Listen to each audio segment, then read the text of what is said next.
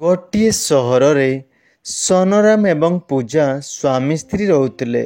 ସୋନରାମ ଏବଂ ପୂଜା ବହୁତ ଗରିବ ଥିଲେ, ସେଥିପାଇଁ ସେମାନେ କାମ କରୁଥିଲେ ଏବଂ ସେଥିରେ ତାଙ୍କର ଜୀବନ ବିତାଉଥିଲେ।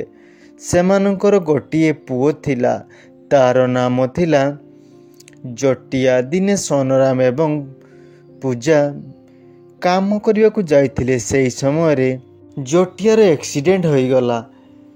ଜଟିଆ ସିରିୟସ୍ ଥିଲା। ସୋନରାମ ତାକୁ ହସ୍ପିଟାଲ ନେଇଗଲା। ତାପରେ ଡକ୍ଟର କହିଲେ, ଯଦି ତମ ପୁଅର ଚିକିତ୍ସା କରିବାକୁ ଚାହଁ ତମକୁ ବହୁତ ପଇସା ଯୋଗାଡ଼ କରିବାକୁ ପଡ଼ିବ।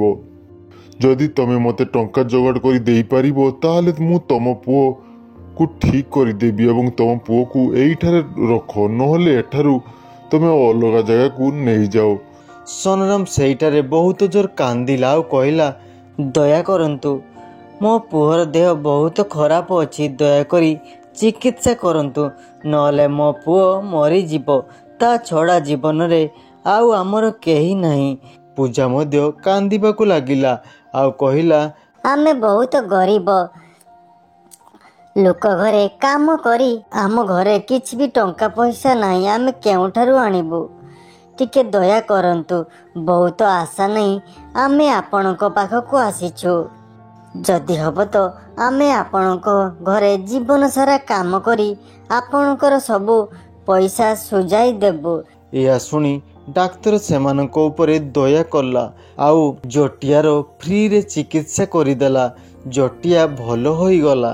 ତାପରେ ସୋନରାମ ଏବଂ ପୂଜା ଡକ୍ଟର ଘରକୁ ଗଲେ କାମ କରିବା ପାଇଁ। ଡକ୍ଟର ସୋନରାମ ଏବଂ ପୂଜାକୁ ଦେଖି ଆଶ୍ଚର୍ଯ୍ୟ ହୋଇଗଲେ ଆଉ ଡକ୍ଟର ସେମାନଙ୍କୁ କହିଲେ, ତମେ ଘରକୁ ଯାଅ, ମୁଁ ମୋର କର୍ତ୍ତବ୍ୟ କରିଛି। ମୁଁ ତୁମକୁ ଏମିତି କିଛି କହିବାର ନଥିଲା।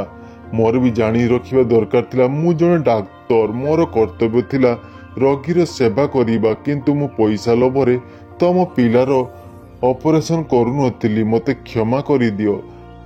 ତାପରେ ପୂଜା ଏବଂ ସୋନରାମ ଘରକୁ ପଳେଇ ଆସିଲେ ଆଉ ଜଟିଆକୁ ବହୁତ ବଡ଼ କରିଲେ ଆଉ ସେ ଦିନେ ବଡ଼ ମଣିଷ ହେଲା।